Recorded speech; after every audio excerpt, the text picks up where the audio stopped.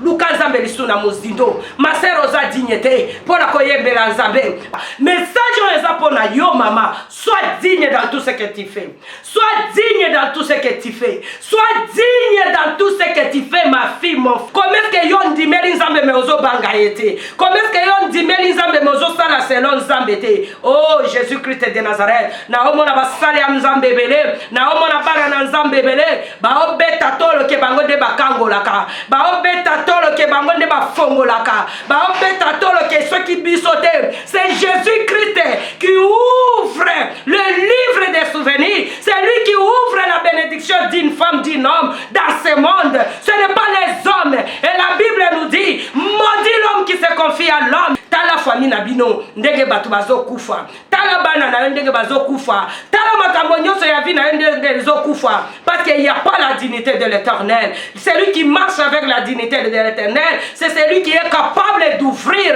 tout ce qui est fermé. Alléluia. Seigneur Jésus, natiki mutu nyonso oyo azotala biso na kombo na Yesu Kristo Messie. Natiki mama papa oyo azali komitungisa koleke la parole oyo Seigneur ya pokwa ya lelo édifier ndako na ye elongola ye na esika oyo abungaki nzela na kombo na Yesu Kristo Messie na pamboli yo bisika nyonso zali monde entier au nom de Jésus. Amen. Mama papa na pesi yo mbote na kombo na Yesu Kristo Mesia bisiko zali ozali kolanda ngai na kombo na Yesu eza oya ya bino mama Marie Madeleine Tumba papa na ye mama na ye de la part du Seigneur na ye côté ya mutu moko selon révélation yo yebinga na yakaka na ba révélation soki nzamba révéler ngai te moyena ya na masano ezati ngala yaka na révélation le Seigneur m'a révélé na livre ya Apocalypse chapitre 5 a révélé nga makambo ebele mais eloko nga na tiré ezali na livre ya Apocalypse chapitre 5 verset 12 na verset 23 na eko yebisa yo na tina na kombo na Yesu papa mama naza komona bato ebele na se ya mokili soki basambeli baza na posa eloko ya bande ko sambelela a ce moment ozomona akomi kotambola la kobanga nzambe akomi kosala po nzambe a adorer a agréer mais soki a avoir kaka eloko oyo abande ko lukela nzambe ali sous dignité abimi na voix ya nzambe akomi kosala oyo amonike ezali po na malamu na ye mais la Bible nous dit c'est la bénédiction de l'Éternel qui enrichit et qui se suit aucun chagrin. Ce qui est la bénédiction na yo, ozwa kango na prière à 40 jours, ozwa kango na prière à 15 jours, ozwa kango na komata bangomba na ba sacrifice ya ndenge na ndenge tina nini eloko yozwi na pasi ozoka bango pe na pete ndeko na ekoloba wa likambo ya dignité spirituelle. Alléluia. Que Dieu vous bénisse. Na kolinga to tanga d'abord na livre ya Apocalypse chapitre 5 na verset 12. Alléluia, que Dieu vous bénisse. Na lingina yebisa motomoko Apocalypse chapitre 5 verset 12. Il disait d'une voix forte, l'agneau qui a été immolé est digne de recevoir la puissance, la richesse, la sagesse, la force, l'honneur et la gloire et la louange. Mais na lingina yebisa yo na makomi ya Jean eza koloba toluaka nzambe en esprit pe en vérité. Ndeko lobi eza dimanche mikolo nyonso yo kendaka parce que semaine mobimbo zalaka na tante pona koluka nzambe. Dimanche ndo monaka keza favorable, les jours du repos, les jours que tu peux adorer Dieu en esprit en vérité. Mais tango yozo kende dimanche na ko adorer nzambe, est-ce que omituna kake prière nanga oyo eza digne, même offrande nanga eza digne, parce que na komi omona bato ebele parce que aza na mbongo ata sali n'importe quoi, ata kabi dignité na ye, ata sali lolenge ya lingi akanisi ke à travers mbongo na ye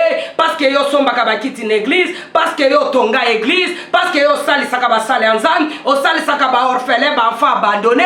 C'est pourquoi il faut faire n'importe quoi toute la semaine, parce que dimanche yo kokende ko pesa yango wana et ko couvrir oyo mabeyo za kosala. Ce n'est pas ça. La dignité ozamba zolo belango na pokwa lelo ezali dignité ya kotambola na kobanga Nzambe. Comme le corps, c'est le temple du Saint-Esprit. Et si tu confesses de ta propre bouche, et tu verras la gloire de Dieu. Ndeko de lundi, mardi, mercredi, jeudi, vendredi, samedi. Makambo nini oyo salaka na kati ya bomo inayo? Est-ce que makambo yo salaka ekumisa Nzambe? Oui, kozwa libala eza mabete. Est-ce que dignité ya libala ozanango? Même tozo mona batu mususu azana kati ya ndako libala azana mobali lisusu libanda. Est-ce que wana dignité ozo kaba dignité na yo ya ki chrétien, ozo kaba dignité na yo ya bon Nzambe, ozo kaba dignité na yo ya ba prière oyo matela bangomba la ba sacrifice pendant que oza ko sala bongo. La Bible nous dit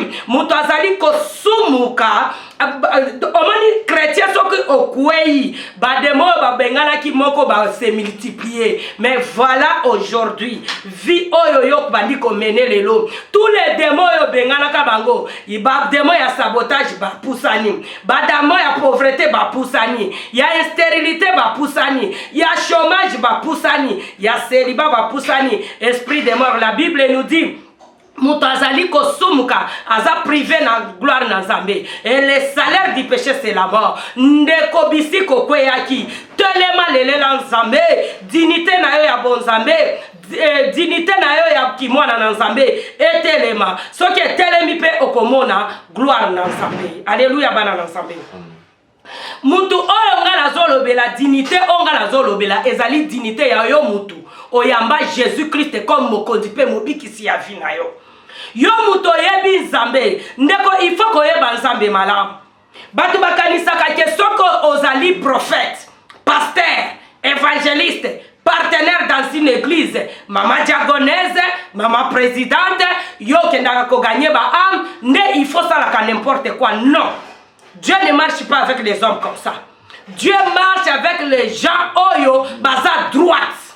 Ceux qui osent droite, baboy lokuta, baboy moibi, baboy kindumba, baboy kotonga, baboy kofinga, baboy kindoki, baboy ki magicien, baboy ki kuluna, baboy nyonso wana Bible za koloba soko tangi bien na kati ya Deutéronome. Deutéronome chapitre 5 ezolo belanga inayo. Na 10 commandements de Dieu. Mutu oya azali kotambola na 10 commandements de Dieu. Ata malere beti na porte na ye. Nzambe ako yako soutenir ye. Mutu oya azali kotambola na 10 commandements de Dieu na dignité ya bon Nzambe. Yako respecter Jésus-Christ comme mo konzipe mo bikisi na ye, comme le roi des rois, le Dieu de dignité. La personne là, Dieu ne peut pas abandonner yo. Mais aujourd'hui tu es abandonné parce que tu ne suis pas digne.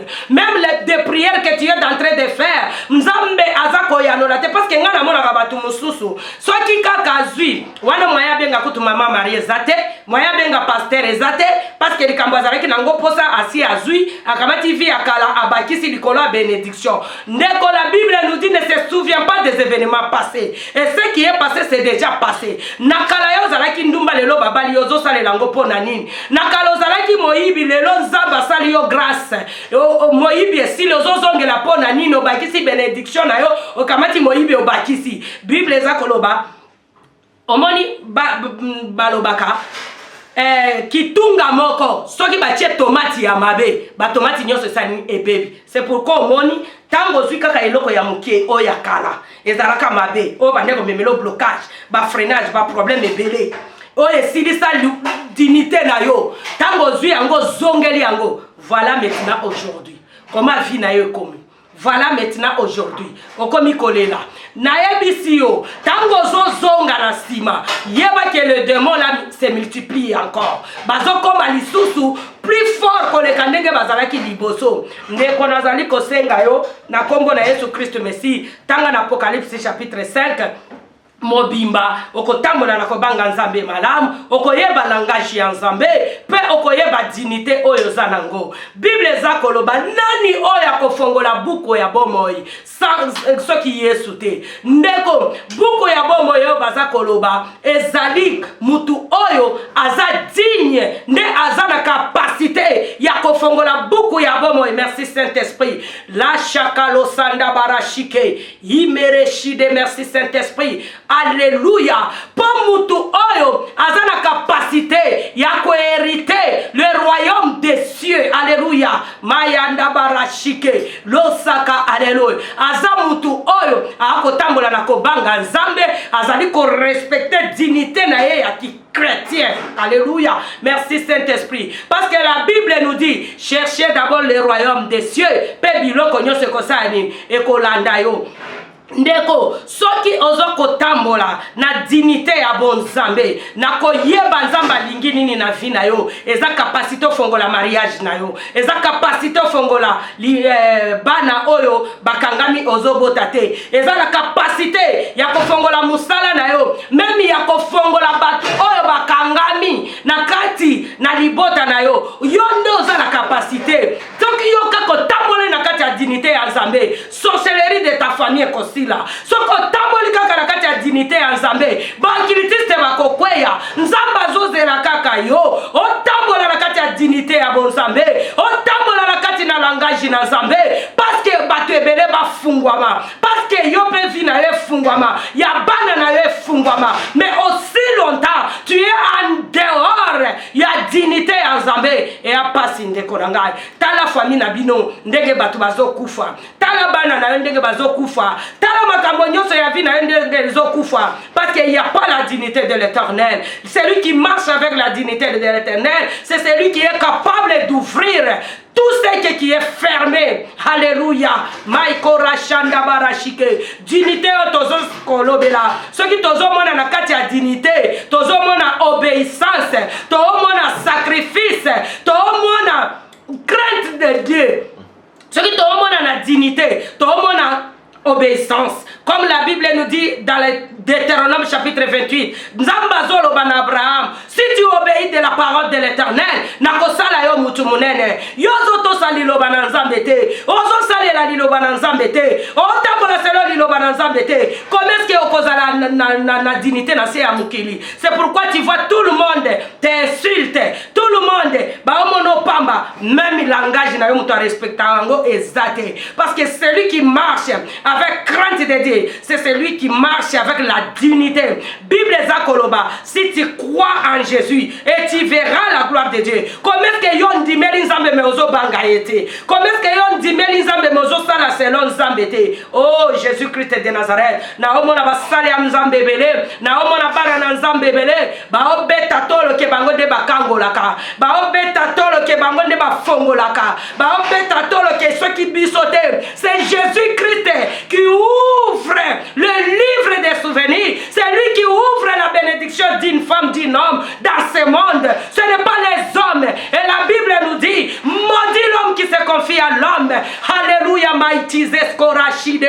Losaka, alléluia. Yo se confie à kananani. Okendaka yepa ya nani. Olobela kanani. Marabu analobi azokufa. Ozoye bangote. Ndapanganga wana yango zika. Moto eleki. Si quoi qu'on se confie. Confie-toi à l'Éternel. C'est lui qui se confie à l'Éternel. Aza oyaza kotambola na kobanga Nzambe. Comment est-ce que yo se confier na Nzambe? Jean 3,16. Oyebi yango. Si tu crois en Jésus, au comment la vie l'éternel. Mais jusqu'aujourd'hui, yo mutondimeli Yesu eske makambozo sa les okomi sans Nzambe. Songi na lupango kakayo. Koko c'est la batu makambo kakayo. Ko fabriquer ba chose. Motema mabe. Ti jusqu'aujourd'hui yo motema ya kaye ozaka kanango tunu. Donc ndeko naolo bana yo. Naolo bana yo mutozo la ndangai.